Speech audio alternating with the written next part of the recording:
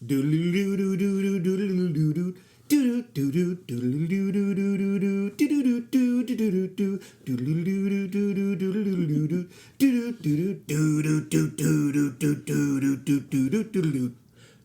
will be spoilers ahead, lots of them, so be careful. Won't you? Where's the dinosaurs? Who's got dinosaurs? There's the dinosaurs. We've got dinosaurs. Welcome to our special episode of Max Mike Movies. This week we're presenting the second series. I made a mistake, but you know what? That's part of this week's show. Yes. We're presenting the second episode in our super special series, Summer Blockbusters, Summer Not. And what film is going to be bigger this year than that sequel of sequels, Jurassic World Rebirth? I mean, heck, it's got dinosaurs in it. You know what else has dinosaurs in it? Our host, Max Fruity Pebbles Levine. Give us a roar, Max. Moo! Brilliant. Most people don't realize that dinosaurs evolved into cows. Yes, because they didn't. Second on the list of hosts is just little old me, Mike Gravelberry Pie King Loose. You know what else is special about this episode? It's coming to you totally live. That means no breaks, no edits, no interstitial music, more or less. It's just me and Max doing everything live, or as close as we dare. Special! You know what else is special? Your answers to the poll question.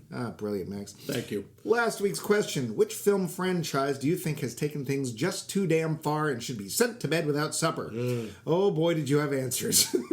Let's start out with Matt Reisman, who wrote, quote, I think it would be easier to say which ones shouldn't. But if I had to pick one, I think the MCU should have ended with Endgame, end quote. Well, I think I agree with you there, Matt. Thanks.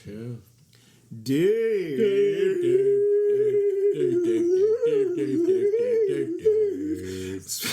Posted next. I don't think this live thing's a good idea. Dave posted next, quote, I am tired of the Sherlock Holmes derivatives and of the Bond series. But I would believe that another good film could come out of either. Oh, forgot to mention Highlander.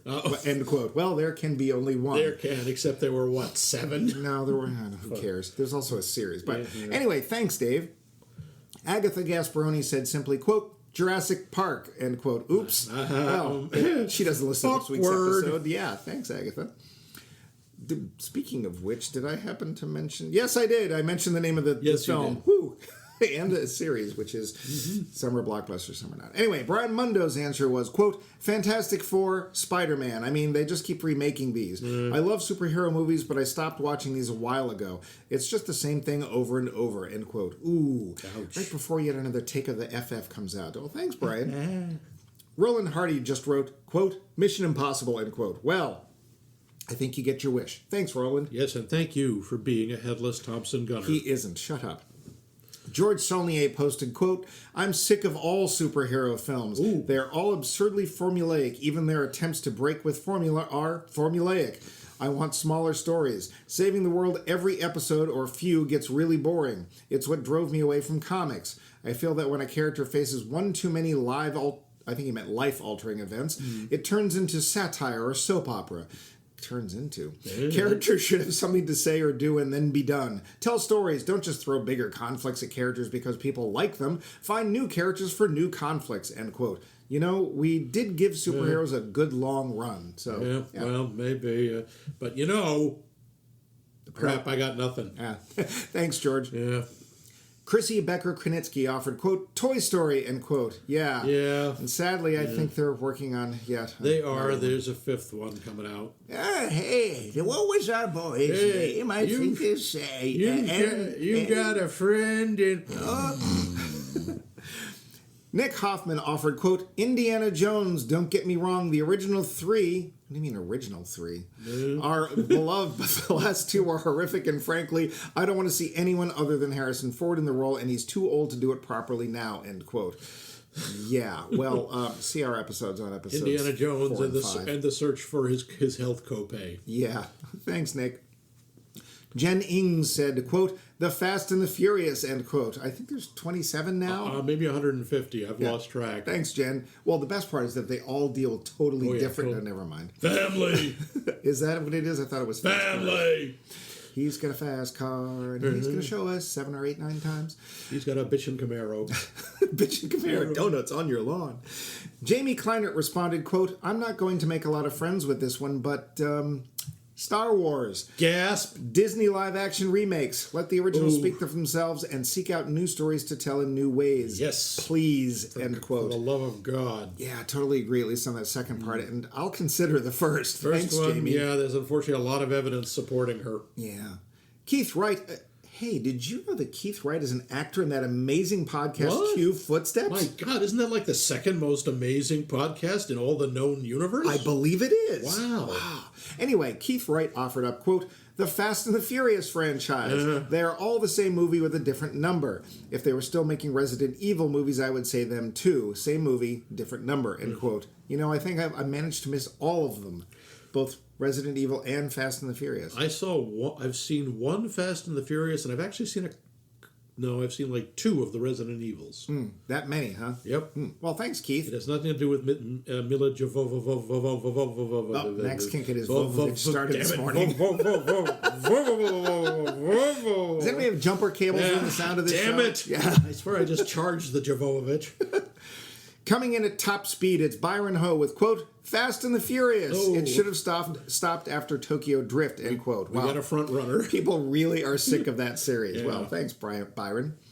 Tyler Stewart's answer, quote, Transformers, end quote. Yeah, I could have done without, well, any of them. Well, but aren't they more than meets the eye? Max, Yes? you need to go, now, move.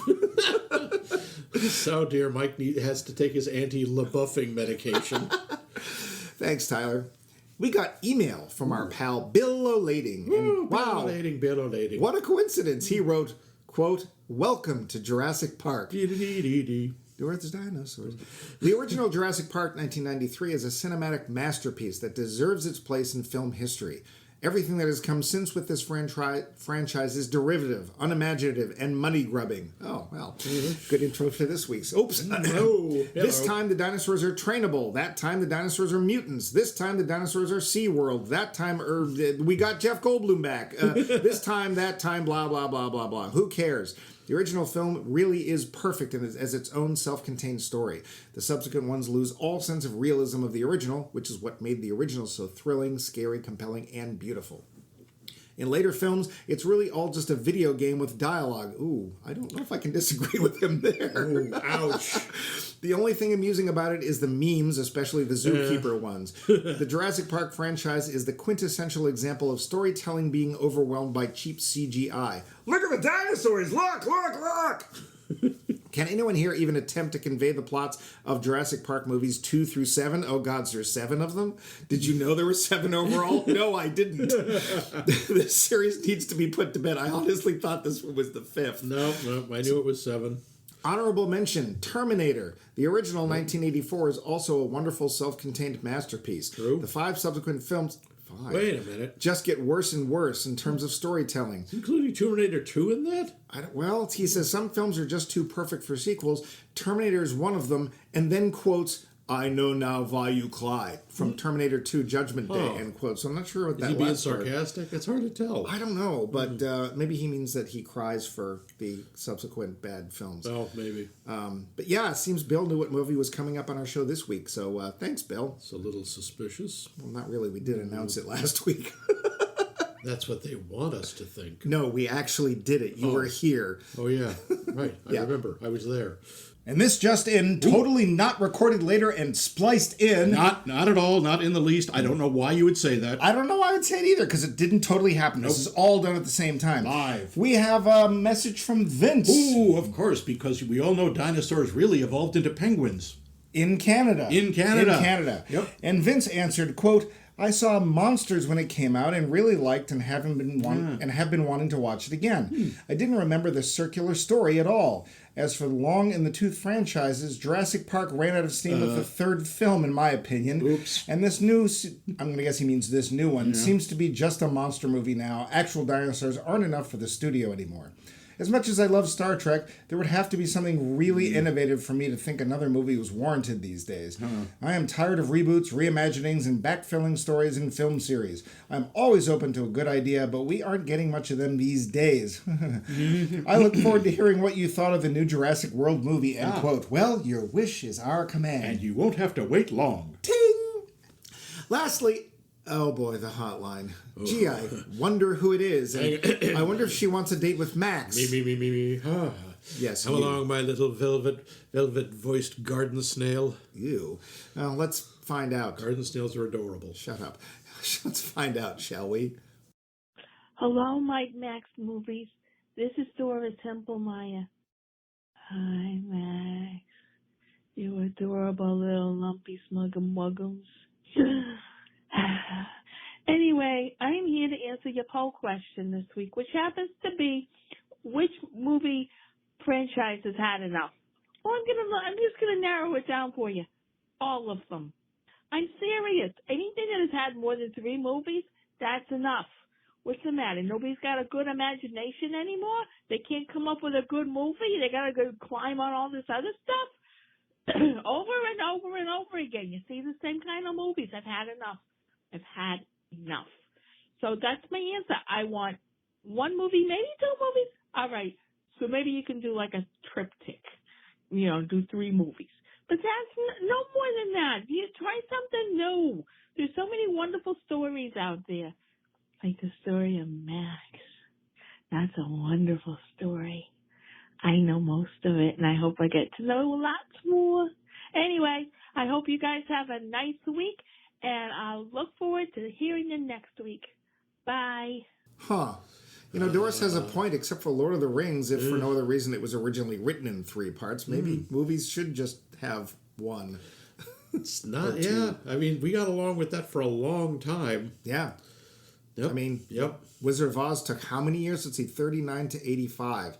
That was what, 46 years? Yeah. For a sequel? Yeah. I'd be okay with that, a sequel every 46 years. That's the rule. You can only make a sequel to a film once all the people who originally saw it are dead.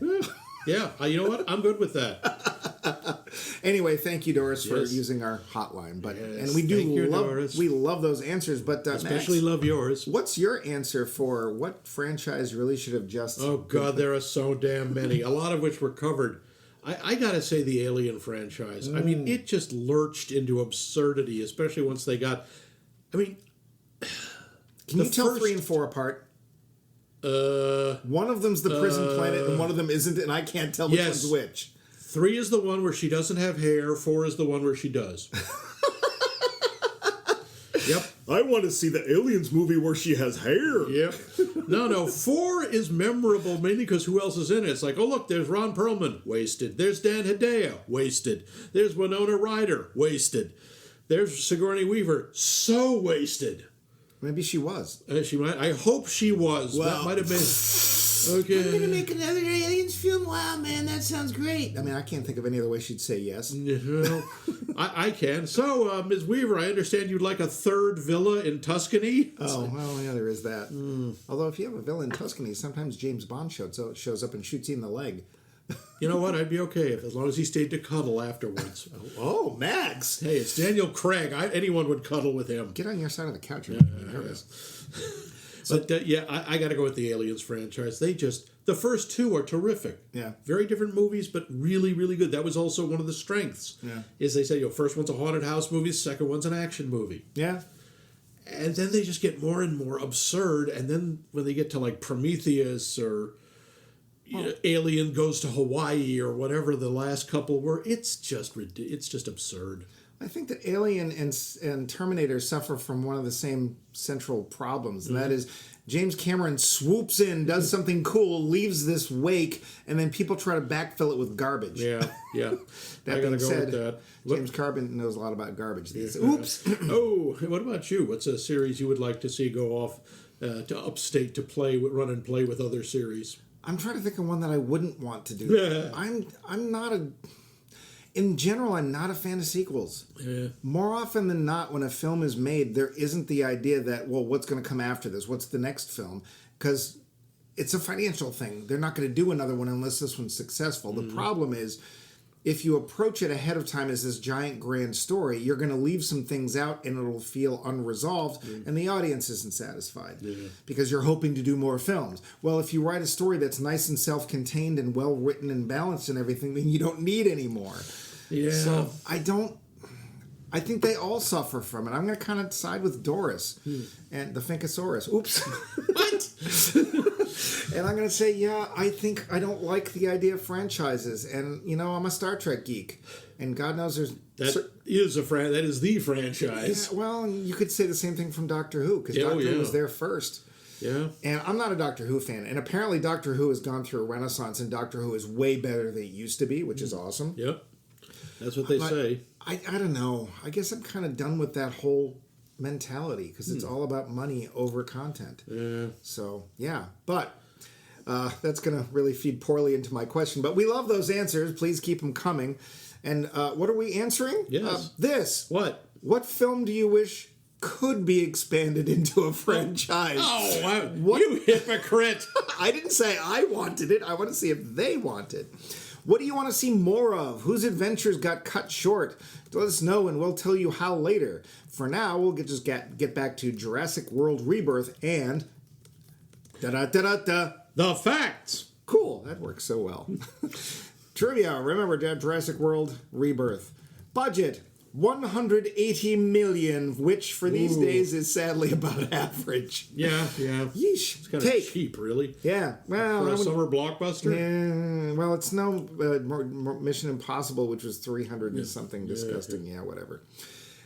Anyway, well, it's only been out a couple of weeks so far, but 343 million. Dang. So it seems it's well on its way. Yeah. Or is it? Don't know. Yeah. Jonathan Bailey, who plays Dr. Hunky Loomis in this film, also plays clarinet in the score. Dr. Hunky Loomis? Yeah. Is that his name? Yes, his first name is Hunky. Look it up. It is not. Shut up. He plays clarinet in the score, most notably... I think it's... Yeah, but Hunky is a well-known derivative nickname of Henry. No, yes, it is. isn't. Anyway, most notably when his character first touches a dinosaur. I think that's the first where we've had a star play in the soundtrack. He plays in the score. Cool. Scarlett Johannson really, really wanted to be in a Jurassic film, as she's been a fan since a child, which admittedly was only a few years ago. Ouch. Not my fault she's 30. Yeah. She said she'd be happy to be one, even if it only meant she appeared on screen long enough to be eaten. Eaten. The plot of this film comes, more or less, from the second of Crichton's novels on the subject, specifically the parts about InGen having a lot of mutated mistakes roaming about and causing havoc. How do you design all these new dinosaurs? Why, you take some of the best examples of monsters in cinematic history, such as the Rancor beast, the T-Rex, and the Xenomorph from Alien, you throw them in a blender and voila! At least that's what director Gareth Edwards said. Oh, dear. And yeah, we'll come back to the Rancor. Originally, Gareth Edwards didn't want to reference the John Williams score or that theme at all. They tried a version without it, and he said it was missing some of that magic. So they added it in once, then twice, then a bit more, and soon, you hear echoes of it all throughout the movie. Honestly, that's a weird choice. Oh, yeah, you know that well-known theme everybody loves? We're not using it. Okay. In the days where digital is everything, this movie was shot on Kodak film. No, really. What? Yes, it was shot on Kodak film. I thought, do they still make film? Apparently so. Wow, okay. Hey, what does the D in D-Rex stand for? Don't mess with me. Why, distort us. What else? What? Distort us. Distort us. Yeah. This is the first Jurassic film not to feature a single character from the original 1993 Jurassic Park. I totally noticed that. Oh, you've seen all of their apparently 6 films? Yep, I have. I thought this might be 5, but wow, okay. And that's about it for the tiny facts. Unless, Max, you got some more? Well, the director, Gareth Edwards, was the guy who directed last week's film, Monsters. Yeah, for $500,000. Yep. Dude, stick to what you're good at. Anyway. We're going to have to come back to that. Yeah. Did an extra $179,500,000 make a difference? Yeah, we should come back to that. But I guess we could get to the plot. Mm-hmm. Seems dinosaurs just aren't all that interesting anymore. People aren't flocking to see them, buying dino merchandise, none of that stuff. So the dinosaurs that were in captivity are dying off, or escaping and dying off, or looking sad and, well, dying off. Oh, dear. But it seems there's a super secret use for the ones that are left and rampaging through the wilds of San Fekero. A pharmaceutical company has found... well, Yeah, I was waiting for the Mission Impossible Force to show up. Yeah. A pharmaceutical company has found a way to make a compound from dino DNA that will hold off heart disease in humans for 20 years or more. Think of the lives that would save. So one company hires adventurer Scarlett Johannson to go back to Jurassic World and get the blood samples from 3 different dinos. But she's going to need a little help. So she stops at a local dino museum and convinces Dr. Smartula to come along with, especially as he's made a really cool dart that once it sucks out a blood sample, will shoot into the sky and float to the earth with a parachute. Like you do. Heck, they probably won't even need it. Lastly, Scarlett hires one of her old buddies who looks a lot like Mahershala Ali to take them in on a big old boat to Dino Land. As they make their way there, we see it's live. We zip over to another plot on the horizon. A father, his 2 kids, and one daughter's boyfriend are sailing the Atlantic alone because, but you guessed it, a dinosaur knocks their boat over. But here comes the main plot on a big boat. They're rescued and then pursued by more aqua dinos. They barely make it to the main island intact. Pity they can't say the same about the boat. But they're still going to try and get those samples so they can get the big payout. But was Big Pharma really telling them the whole truth? I bet not. Does the family have any chance on Dino Island? Maybe. And will the new D-Rex have his or her day and rip everyone to shreds? Absolutely. This one's brand new, so there's no way to be sure except to watch it or listen to us. Da-da-da-da-da. The film! Max, would you do the spoiler klaxon for us, please? Auga, Spoiler. auga, Spoiler. auga, Spoiler. Spoiler. auga. Yeah, so this film's been out as of the recording of this literally one day over a week. Yeah, 8 so days. it is new. If you have not seen Jurassic World Rebirth and you want to not be spoiled, I guess, our surprise spoiling feature, Yep. then you should go see it. Yep. And then come back and listen to us. And we're back. So Max, had you seen this before? And we're live. Pow! Ow! No, I hadn't seen this before. It just came out, you nit. See, it's different now because you can see me taking a drink, Yeah, and that's yeah. when you should talk. Oh. Now, here's a question. Would you have seen it if not for the show? Have you seen all the other ones? I have seen all of the other 6. Have you seen them all in the theater? Yes, I have, Okay. because our mutual friend Libby is a big fan of the Jurassic Park movies. Hi, Libby. And hi, Libby. And I tend to go with her. Oh, cool. So, yeah, I probably would have, probably would have seen it in the theater. Mainly because if you're going to see one of these, if you're going to see a giant monster movie, you should see it at a giant screen. Okay. Also, go theaters. Yeah, well, we like theaters, especially the Brattle. Yeah. Have you seen all of the No. others? How many of them have you seen? One. Oh, you saw that's it?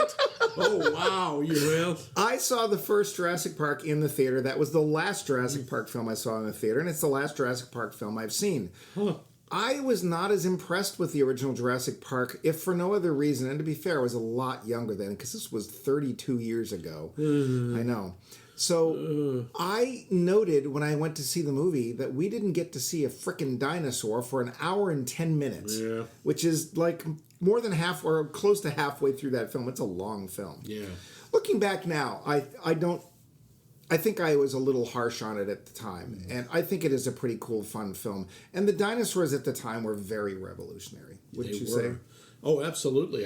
The first time I think a friend of mine saw it, he emailed me and said, well, I just saw Jurassic Park, and I think I figured out how Spielberg did it. I think he found an actual lost colony of dinosaurs, because there's no other way it could have looked like that. Yeah. Valley of the Guanji, anyone? Ooh, that's a deeper. Ooh, boy.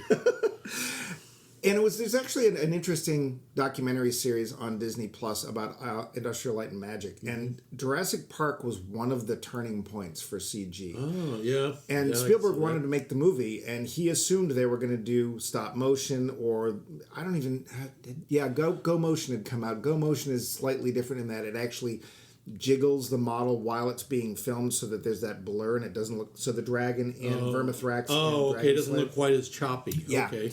But they thought they were going to be doing models, and there was somebody at ILM going, I think we can do this CG, and had to basically work. And I saw the documentary, and it's literally on a CRT monitor. Oof. Yeah, and it would be. And he puts together I think it's just a T-Rex walking. And it was very impressive, and Spielberg looked at it and says, it's a gamble, but let's do this. Wow. And they and they basically never looked back. Yeah. So the dinosaurs were a very big part. And I got to say, in that original film, I did fall for it, hook, line, and sinker. When they were sitting there sniffing at the kids, now they'd fear that was an animatronic. But when it's running after them and it's like objects will appear in the mirror or closer than they appear. And it was pretty fun. Now we have this film. Mm-hmm. So, how about we do our cast? Oh, I think we should do our cast. Let me get over to IMDb. Oh, well, the first one, I wonder what Max thought of her. Max, what did you think of Scarlett Johannson? I'm very proud of my future wife. That's by the way, creepy. She is not 30, by the way. She's over 40. I'm sorry, she's not. It's been proven. She's 41. She stopped aging at 30. Well, I didn't say she did. She looked 41. She still looks like about 19 as far as I'm concerned. But yeah, Scarlett Johansson is in this movie. Wow, that's harsh. No, the problem is I can't figure out, and I'm not sure she could figure out what her character is supposed to be. I mean, she's a badass. That's what she does. She's supposed to be sort of a quippy badass. Yeah. She's supposed to be a wounded warrior with a dark past. She's supposed to be a caring friend. Maybe there's a little maternal thing going on for the kids. They can't really choose. And I think, and that is, again, not her fault. Nothing is your fault, Scarlett. Stop that. That's icky. But I think that's the script. I think it's the I think is I like the character Zora Bennett. I think she was really interesting, but she doesn't get to do very much in terms of character development. We had a couple of brief moments. What? Let's face it, this movie's never going to have been about character development. The first one had character development. You have Alan Grant's character actually changes as he goes through it. It happens in a very small amount in some of the other movies. If you say so. A very, very small amount. But here, I think she's an interesting character. We get to know nothing about her. But I buy her as a badass. I think she comes across as tough and extremely competent. Quite honestly, if I somehow found myself driving somewhere with Scarlett Johansson and my car broke down, I would immediately just look to her and assume she could fix it. Oh yeah, absolutely. Or lost in the jungle, you find a gun. I would just hand it to her. It's like, here, take it. I will have to say though, she has the most magically attached tank top I have ever seen. That damn thing does not move the entire time. No, it does not. That's fine. So she doesn't like to do nudity. Good for her. Oh, I don't even mean that. Like, it doesn't even wrinkle. The straps never move. Like, they are glued to her shoulders. It's fabric of the future. It's dino fabric. Sure. I don't know. Yeah. I'm going to be a little bit kinder. I think she's fine. I don't think this movie needed character development. She's there to be the badass. And, I suppose she's a sex symbol, although she's wearing a tank top with fairly thick straps, so nobody in here is really sexually marginalized, which is a disappointment for me later in the film. Speaking of which, Mahershala Ali. Yeah. I'm actually going to go with kind of wasted on him because we know he can do amazing stuff. He's so good, and they give him almost nothing. Yeah. And the thing is, the little that he gets, he knocks it out of the park. He does. You like him immediately. You want to know more about him. To me, it was the same with her. Yeah. I want to know more about these characters. Honestly, at this point, they're more interesting than the damn dinosaurs. Well, yeah, we'll get back to the dinosaurs. Yeah. I gotta say too, I've seen him in a number of films, and I spent a lot of the time looking at his arms, going, "Dear gods, his arms are huge." He has massive arms. And I gotta say, when people work out for the films, you should give them the opportunity to take their clothes off. I'm just saying. But he doesn't. He keeps his shirt on the entire film. I was so disappointed. Wasted. Yep. Interestingly, I didn't put this in the trivia. His character was originally spoiler. We've told you this twice now. His character was originally supposed to die. Yeah, and in I fact, heard that. Mahershala Ali himself was like, "Yeah, I think he should die." And then somebody was like, "Well, what if he doesn't? Let's film it both ways." And they filmed it both ways, and they decided it worked better that way. We'll come back to because they might want him in another sequel. Well, come back to that. Yeah. But again, he's not given much to do, and I think he's fine. We do like him, and he does get a little moment at the end of the film, which is nice. Jonathan Bailey is Dr. Hunky Loomis. Yes, Dr. Handsome. Don't you love how in these films the scientists, and I'm not saying the scientists aren't necessarily good looking, but they're all good looking in these movies. I mean, my God, I never realized the scientific community was made up of Abercrombie and Fitch models. Pretty much. He's fine. I'd say his character is the most wishy-washy of all of them. It's like, oh no, I can't go on your expedition. I'm going on your expedition. Whee! But he also has the magic dart thing, which as soon as we see it, it's like, well, we know there's going to be at least 1.3 where that thing's going up and he just manages to catch it at the last moment and save the movie. Like, really? First off, never mind the physics. We're just not going to go there. We'll get to that later. But he's fine. The thing I do like about him, he's the one character who reacts with wonder when he sees the dinosaurs, and I think Bailey pulls that off really well. You just get the feeling, even though he's reacting to, I don't know, a tennis ball on a stick, you really get the feeling that he's like, oh wow, this is like a dream. Yeah, even though he's worked with fake ones for so long and stuff. Rupert Friend as Martin Krebs. Who was that? I don't remember who that is. Wasn't he the bad guy? Oh, maybe he was. He was Paul Reiser. He played Paul Reiser. Yes, he was Paul Reiser's character, yes. Yes, he's evil corporate man. Can we insert a... Because, let's face it, he is Paul Reiser from Alien. Yeah. Aliens. Alien, with not quite as much charm. No. That's one thing. Man, Paul Reiser, who can be really, really funny, was the perfect level of sleaze for Aliens. Oh, my God. But you could absolutely believe him because he's so convincing and he's got this charisma. Yeah. But yes, absolutely, he was perfect for that part. And that's what this part is. And Rupert Friend. Yeah. It sounds like... Meet Rupert Friend. It reminds me of the name that Felix Unger called his teddy bear, Mr. Friend. Oh, dear. I don't know. I'm going to give him a fine minus. Okay. I think it was a dumb part, but I don't think there was not a second that we didn't think he was going to screw them over. He's not bad, but the character is very two-dimensional. Manuel Garcia Ruflo, is he... Oh, yeah, he's Dad. He's Dad. I liked Dad. Dad was cool. I liked Dad, too. He was believable. Part of me wanted to slap him, though. Why are you sailing alone with you two girls across the Atlantic? In dinosaur-infested waters? Yeah. So, not bright, but he was very caring. And quite honestly, these days, anytime we get a good role model dad character, I'm all for it. Yeah. So, I liked him. Yeah. He was cool. Luna Blaze as Teresa Delgado. She was I believe, the older one. Yes, she was the older one. Felt like a teenager. She did. She was also believable. She was convincing. I like the fact that when, spoiler here, when corporate evil guy tries to let her die, she's not outraged or frightened. She's pissed. Yeah. She wants to rip him apart with her bare hands. And good for her. And that's a great reaction. I like it. It's totally believable. We have David Iacono as Javier, or they kept calling him Xavier, which was weird to me because it's like y'all are supposed to be. Yeah. Wouldn't you pronounce it Javier? I don't know. As the stoner boyfriend, because let's face it, that's what he was. Yes, he was. He was the disreputable stoner boyfriend who initially you go, why is she with him? But you end up thinking, why is she with him? Well, he does kind of come around at the end. I just don't have the feeling that without this kind of pressure, he'll stay that way. Yeah. So he was fine, I guess. Yeah. Audrina Miranda as Isabella, the younger daughter. She was in jeopardy very well. Yeah. She is the little child to be menaced and protected. She also, because of her, we have a part of the plot that I really wish wasn't there, and that is the baby dinosaur that she befriends Uni. Yeah, we'll come back to the baby dinosaur because I'm not really a fan. Yeah.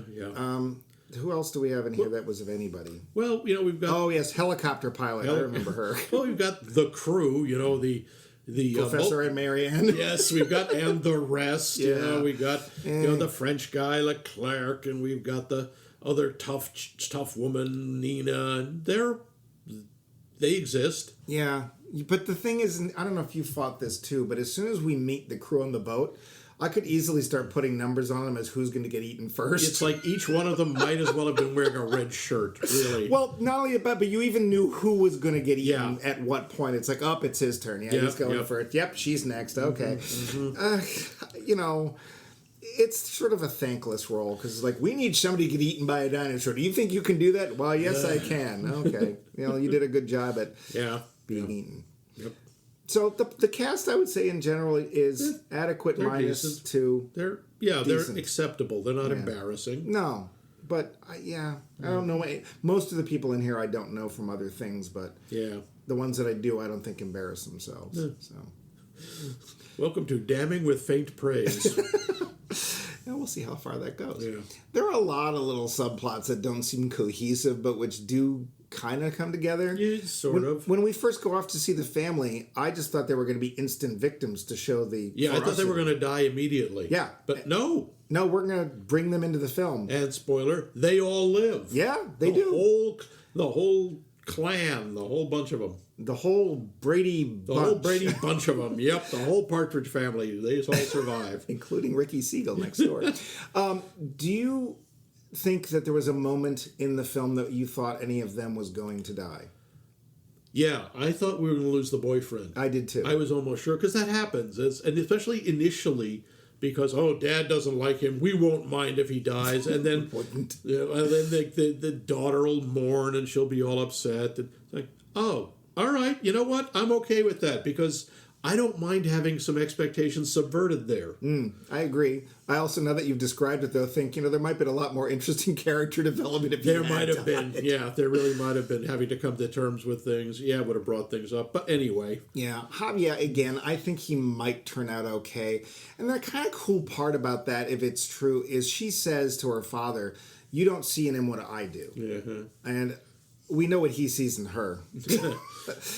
But I would like to think that there was that kind of thing, and that being older people watching the film, we're on Dad's side. Yep. Like, we think you picked badly, so that actually could be kind of cool. But let's get to the stupid baby dinosaur. Yes, along the way, the little girl runs into a baby, whatever the hell it is. Dinosaur. Yeah, dinosaur. I'm the baby. God love me. Yeah, pretty much. It's like, hello, I wandered in from the old TV show Dinosaurs, or possibly a Don Bluth Land That Time Forgot movie. How about you carry me around and I encumber you? Yeah. Because I'm of no use. I don't even save the day in a cute way at any point. I literally thought the thing walked onto the screen. It was meant to look to the camera and say, I'm available in the gift shop. Yes. That's exactly awful. The reason that it's introduced initially is to give her something to focus on now that they've been basically almost ravaged by dinosaurs. Yeah, basically help her break out of her trauma. Yeah, of course, what's going to help her break out but another dinosaur? I think that's how psychiatry works. And I'm sorry, that undercuts something I kind of liked in the other movies. You would run into these dinosaurs that people would think were cute, and then they would turn out to be terrifying. Yeah. Like the little squeaky ones that attacked the little girl in the no, I don't remember that because I didn't see it. Second one. Yeah, something like that. Or even when, in the first one, when Wayne Knight is dealing with the Diplodocus? Thank you. The one with the neck ruffle that spits poison. Even there, it's sort of initially, oh, hi, you're cute. Ah, oh, God, you're really not. Yeah.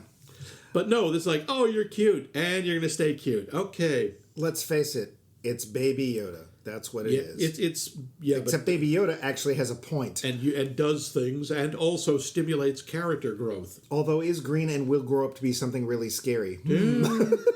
True. It's just there for the audience to think it's cute and to buy it later, honestly. Yeah. And the whole idea of her not only taking it with her, are you going to make sure it grows up safe now because you've taken it out of its environment and away from any possible parental connection? Mm-hmm. And, you're going to take it with you when you leave? That's a good idea. Yeah, that's going to be fun when you get to customs. Well, never mind customs. Like, in a couple of weeks when it's tripled in size. Because we don't know what this thing is going to turn into, but there aren't a lot of small ones on that island. Well, and also it has the look of one of those dinosaurs that starts very small and gets very, very big, like a Triceratops or something. So just, I would really had rather they left that entire thing out. Yeah, it was not necessary. Yeah. Now, we talked earlier about how Scarlett Johannson and Mahershala Ali's characters were... You kind of think that they're a waste. The thing that I think that works for them is that those two actors bring a weight to a movie that you could bring it gravitas. That could otherwise just be dismissed entirely as popcorn, and it could still be that way. But I see why you would want somebody like that, not just necessarily a name, but people that can shoulder some weight, and that can have some internal. They can carry the film basically, and. I love their interactions. Yeah, you believe instantly that they've known each other forever and they've gone through the ringer together. And I love that we don't have to make them a couple either. No, there's no romance there. That's nice. Just professional courtesy and professional respect. Mm-hmm. That was kind of cool. Do we want to talk about the science? I guess we kind of have to. Science, SYENSE. Science. First of all, well, the MacGuffin, such as it is here, is they need the samples from three different dinosaurs. Come on, that's what it is. Yeah. That's really when this movie feels like a video game. There's the water temple. There's the temple of time. Yep. Hate the water. Actually, they don't. The water one, this one they didn't get. They test it on the water thingy. But no, they did need one from the giant water one. It was a water temple. There was a water one, an air one, and an earth one. Yeah. They were just missing the fire one, but thank God for that. Yeah. Then they were going to mix them all together and apparently going to create the Avatar. I'm not sure. Well, no, they're the last Dino Bender. Yeah. So first off, there's that MacGuffin, and also there's what it's supposed to do. Yeah. It will help us cure heart disease. Well, it doesn't cure it. It puts it off for like 20 years. Oh, okay. It delays it because apparently dinosaurs don't get heart disease. You know, I bet if you look, there are other animals on Earth that do not get heart disease that are closer to us biologically than friggin' dinosaurs. Well, also just the idea that, if we mix their blood together and inject it into us, and yes, I know they would do other things with it, we'll put it, because they don't get heart disease, now we won't get heart disease. Yeah. That's not how that works. No, it's like, possums don't get rabies. Right. But we don't get, you've been bitten by a rabid animal? Here, have some possum blood. No, well, now I have the proportionate strength and speed of a radioactive possum. Yeah. So that part of the science doesn't really work. The second part of the science that I'm going to it's the damn dart. So you're telling me we have this dart, and it's not that it's small, it's not that small, but somehow in this dart, which must, I guess, have its own propellant, because it looks to me like the gun doesn't have it, but whatever. Mm-hmm. It has propellant, it has its own suction pump, and it has its own rocket booster, and its own parachute all built in. The thing would be the size of a steamer trunk. I didn't buy that. That was just. And then, were you confused by so the beginning of the film has a flashback that we don't realize is a flashback, although it says 30 years earlier. Were you confused by that when we come back to it? Kinda. Because I'd already forgotten that whole section, and then when we get to Magic Island, I'm like, oh yeah. That's right, Magic Island, which was destroyed by an evil Snickers wrapper. I'm not making this up. The whole intro has this Snickers wrapper that I swear looks like it's going to start dancing as it magically blows across. It gets sucked into a vent and shorts things. Apparently shorting out one air vent causes a massive feedback magic super bad loop that shuts everything down and the dinosaurs eat everybody. It's not only that, but it's like when they did the feather in the beginning of Forrest Gump, I could tell that something was done to make the feather go exactly where it needed to go. But it wasn't, I didn't realize how they did it until later on, partially because CJ was still fairly new at that time. But you're watching this Snicker wrapper going, no, It's Yeah. not even on a string. Nope. It's like, this doesn't exist. It's not there. But also, they're all in hazmat suits. This is obviously a very protected area, both genetically and cleanliness, dust, whatever. And they're all going to allow this guy to eat a candy bar on the way in. He would have been so fired. And there are security cameras. So. Well, and as he's walking towards this magic door with his product placement, I mean his Snickers, because let's face it, not only are we staring at the Snickers bar for a long time, the wrapper, it is facing us the entire time. It never once turns away and not Snickers. I kept waiting for one of the dinosaurs to start yelling at somebody, and the guy goes, "Here, would you just eat a Snickers? You're not you when you're hungry." And the dinosaur turns into one of the scientists. Forgot about that. Yeah. But also, there's this little air vent in the door. Yes. Why? That whole sequence is just dumb. Is incredible. It's just dumb. Yeah, so the D-Rex, it's worse because it's a D, and which in this case stands for dunno, gets out, and that somehow, like, that's literally the entire security system shuts down, and that one dinosaur just kills everything, and they never come back or do anything. They just abandon the whole project. Yeah, that's it. Weren't there billions of dollars invested in this? And wasn't there more than one room? I guess. Ugh. But they abandoned everything. That whole sequence, first off, felt too familiar. It's like, oh, look, something went wrong. Bah! Or as they say, excuse me, what could possibly go wrong? Doodly doodly doodly doo. Something went wrong. I'm not going to dress as that native girl. I'm not going to dress as that native girl. Boom. I'm dressed as a native girl. Yeah. Wow. Movie surprises that go back to Gilligan's Island. Seriously, it was sitcom level dopiness. Well, and then we get even to stupid, dumb stuff at the end where, oh, we need to get away from the dinosaur. Let's get into this truck that has not been started in 30 years, and surprise, it starts. It works. Oh, hooray. All right. I happen to watch a lot of videos on YouTube, some of which involve subjects I'm not generally interested, but there's one I watch where they do specifically things called barn finds. People have left a car in a garage for 30 years, and they're going to see what they can do and try to get it going if they can get it started that day. Mm-hmm. It's about 50-50 when they have done a bunch of stuff to the engine. Yeah.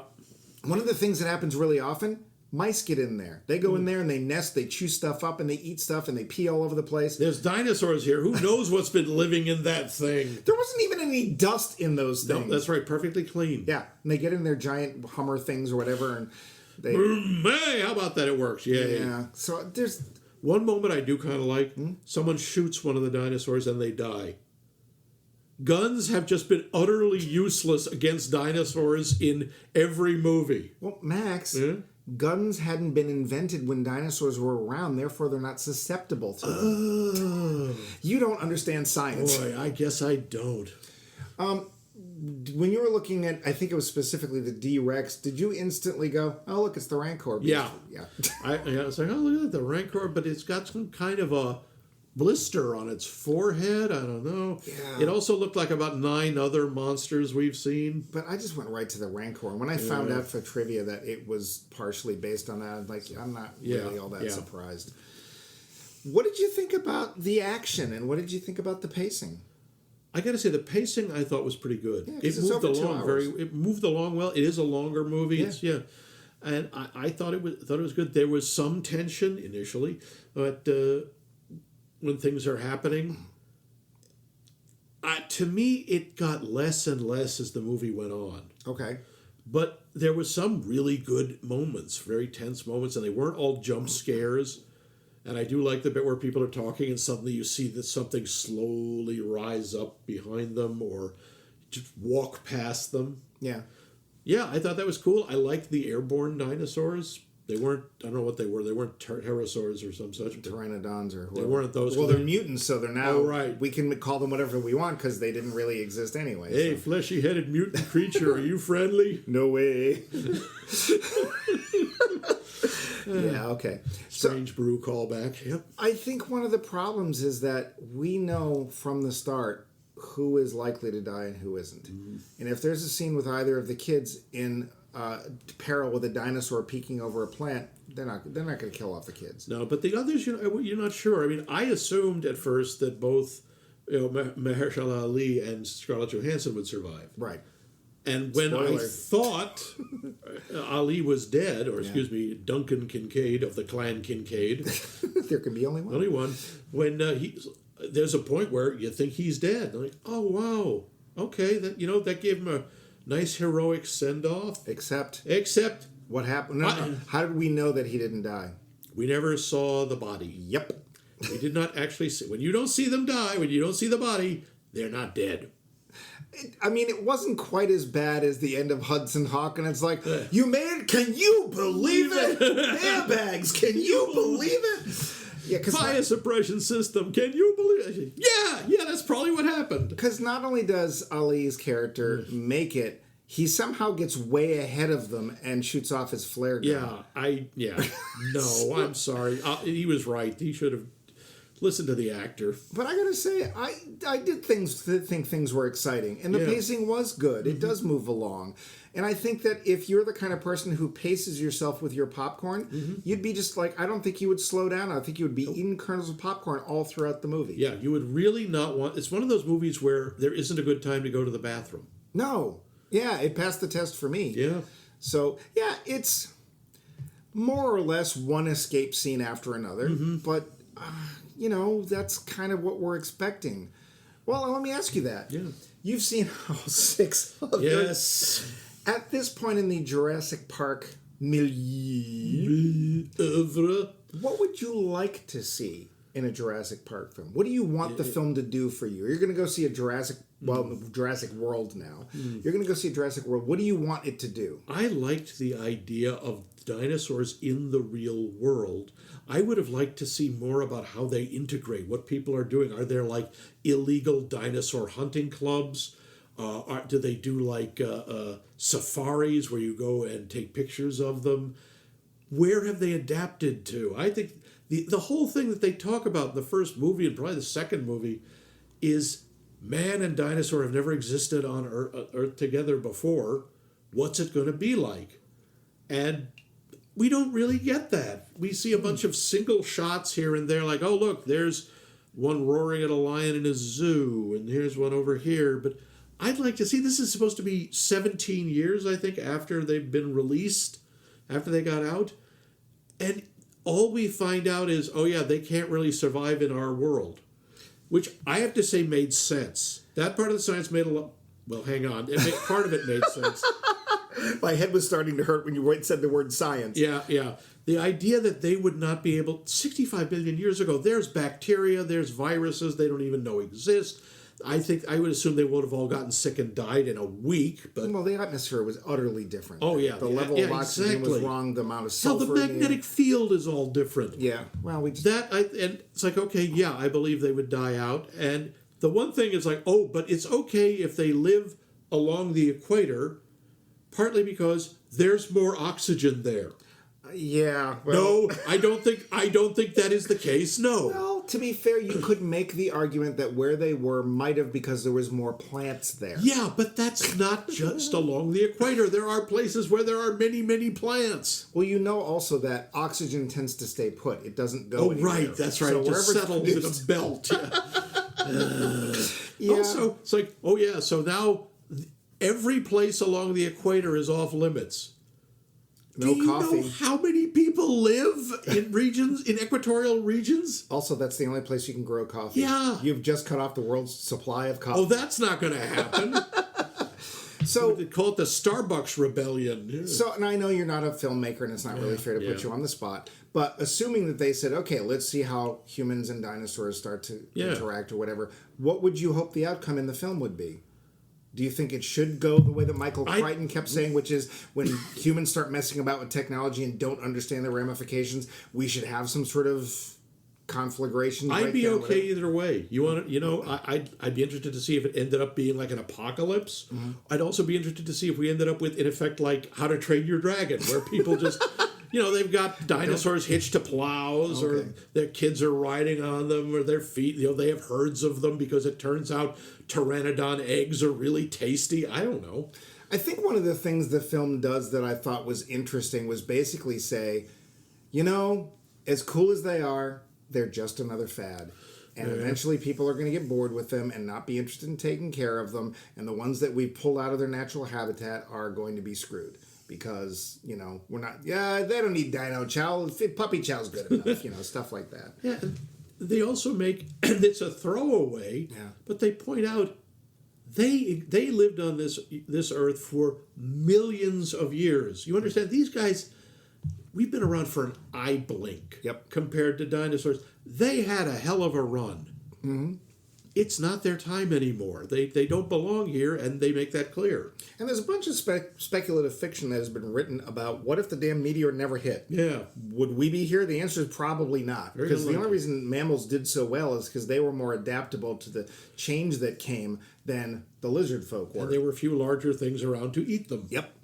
So science is not a term you should use with this film, really at all. I mean, you could also make the argument, well, when they brought the dinosaurs back in Jurassic Park, they knew that the current environmental conditions weren't going to be correct, so they genetically altered what they had. They spliced in a frog. Yeah, well, yeah, right. So I keep wanting to see the T-Rex suddenly have like a throat pouch go brop. yeah. And then go, hello, my honey, hello, my baby, hello, my ragtime gal. Yep. Yeah. So, quick question. Yeah. When you saw the film in the theater, because we're almost running out of time here, did you see it in 3D? Because did you know this film was available in 3D? I did not know that. Oh, so you didn't see it in 3D? I did not see it in 3D. Did you? Yes. Oh, you had the glasses and everything? I had the glasses. How was it? Pointless. Okay, that's what I thought. There wasn't a lot of like, ooh, coming right at you in that movie. No, but I will also maintain, James Cameron, that 3D does not in any way immerse me more into your film.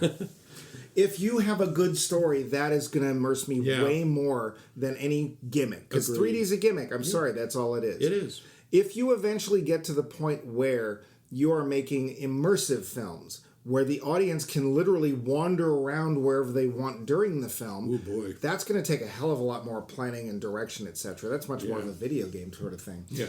But here's the thing, if your story's compelling, I don't care if it's in black and white and 2D. It doesn't matter. Yeah. The 3D does not help. And this is if you have a choice to be seeing this in 3D or 2D and it costs more for 3D, go to 2D. It's not worth it. It wasn't. It was just happened to be the show that was available for me. So, but looking at the clock, we're getting close to that time. Yeah. Do you have any other notes you wanted to get to before we wrap up? Because apart from more I call no way moments, no, not really. Okay, cool. Da da da da da. The film. Da da da da da. The finale. Da da da da da. The chores. The finish. The finish. Sorry. 343 episodes. And this is what I have to work with. So, Max, you saw Jurassic World Rebirth. I did? Oh, yes, I did. Yes, I did. What did you think overall? Unnecessary. Okay. Pretty much. I didn't feel like it added anything. I'll watch Scarlett Johannson read the phone book. I'll watch Mahershala on Ali, tie his shoes. The visuals are good. The pacing's good. It's good. I will say it's good mindless action most of the time. Mm-hmm. But it just didn't feel necessary. I'm like, okay, I've seen this, and I'm probably going to forget 90% of it in 2 days. Good thing you took notes. Yes. So would you recommend it?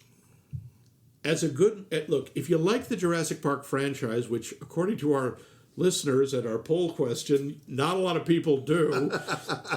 If you're into the franchise, sure, go see it. It's cool looking dinosaurs. If you want a mindless summer action movie that will keep you occupied and keep your attention for about 2.5 hours, sure. If you want any kind of depth or any kind of interest, any kind of character development, anything that isn't just boom bang run, no. So I'm kind of iffy. I'm like half and half. What about you? Well, I have a different perspective than you do. I've only seen one of these. I haven't seen the repeat, the recycle, the reuse. Lather, rinse, repeat. Yes. Yeah. Oh, yeah, that Tom Cruise movie. Yeah. So I don't look at this the same way you did. I don't disagree. There is no depth here. There is certainly no science here. Dear God, science takes such a pummeling that I don't think it's going to have lunch money for the rest of the year. But yeah, by the way, I still like how this is going to help us delay heart disease. Which heart disease? Yeah. There is no heart disease. Yeah. Heart disease is a collective term for all kinds of conditions. Yeah. But the dinosaurs don't have any of them. So Wow. maybe it's, Pan Heart. I think it is a totally unnecessary sequel, but it's fun. It's light. It's exciting, and it's kind of a perfect summer movie. If you like popcorn, this will help you eat it. Yeah, that is true. It will. Probably not the tagline they want on their poster. Although one problem I will say is this is not a movie to bring a large soda into. If you do, you may have to go to the bathroom in the middle, and you really don't want to leave it. Like I say, there aren't any scenes where you can go, oh, this is a good time to go to the bathroom. And this is a question I wanted to come back to because it was literally by happenstance that we happened to review two Gareth Edwards films, really the beginning of his career and now well into his career. He's been given an extra $179,500,000. Yeah. Do you think he used that extra money well, or do you think that he did nearly equally as well with $500,000? Well, these are two very different movies. The first... Are they? Yes, they are. Monsters is about people. It's not about the monsters. More so. Yeah. This one's more about the monsters. I think as you say, for a fluffy summer action movie, he used it very well. The setting looks cool. The dinosaurs look amazing. The big set pieces are good. Chase sequences are impressive. Yeah, I think the weird little, oh look, here's a temple to somebody on this island, which they don't do anything with. Yeah. There's this entire lost civilization that somehow gets up the top of this 500-foot cliff, carves it out, builds a temple, and is gone. No sign of them or anywhere. And we're not going to talk about that. Yeah, it's like, wow, you don't. You're a scientist, dude. You're like an archaeologist. You aren't obsessed with this. How did they make you leave? I don't know. Yeah, but I think he used the money well. I'm going to say, I think that this is probably one of those films that is very tightly controlled by Universal, whoever owns it. I think it's Amblin Universal. I think it's Amblin, yeah. And I think that he is somebody that potentially might end up in the more... Although he does tend to shoot a lot of films in the jungle in South America. Yeah. I think he is someone that eventually, I hope, would lean more towards the Robert Eggers side of things. Yeah. Because I'm still kind of amazed at Monsters. I don't think it's perfect. And again, I think in the end it was not as successful as a story. But for $500,000 and no script, I think he did amazingly well. And now he's doing this. I don't think the bigger budget helped him any. I'm going to say no, that it didn't. I will say, though, coming out of this film, you're going to either want a Snickers bar or an Altoid. Oh, my God. Every 5 minutes, Dr. Hunky is offering somebody an Altoid. Right, damn Altoids. I hate product placement. Hate. But what I don't hate is our poll question. Oh, good. Why don't you tell us what it is? And our poll question this week is... What film do you wish you'd seen more of that they would perhaps make into a franchise? And you can tell us in a number of different ways. So many ways. So many ways can you tell us? How can you tell us, you ask? Yes, I ask. How can they tell us? First, they could email us directly at us@maxmymovies.com. Why are you sounding like a gypsy? I don't know. Yeah. Sorry, Romani. us@maxmikemovies.com. You can also go to our website, maxmikemovies.com. Find all our episodes, all there, laid out for you. Hey, if you didn't know, there is a search function on our website. If you wonder if we've ever reviewed a movie, just type it in and you will find it. Quite honestly, we do this a lot to make sure we haven't done it already. Because we forgot. Yes. You can also go to various modes of social interaction on the internet. You can go to... Chat rooms? No, Facebook. Bulletin boards? Facebook. Oh. Oh, and Bluesky. Oh, Bluesky. And Mastodon. And Mastodon. Yep. Where we are, Max Mike Movies. There you can leave comments or otherwise you can let us know what films we should watch, maybe series ideas, or, hey, feedback. Occasionally we get letters saying, you're totally wrong about this thing. And we always love hearing that sort of thing. We also get a lot of letters saying, would you like to monetize your podcast on YouTube? We can help you. Do you know you're the most popular in Greek mythology podcasts?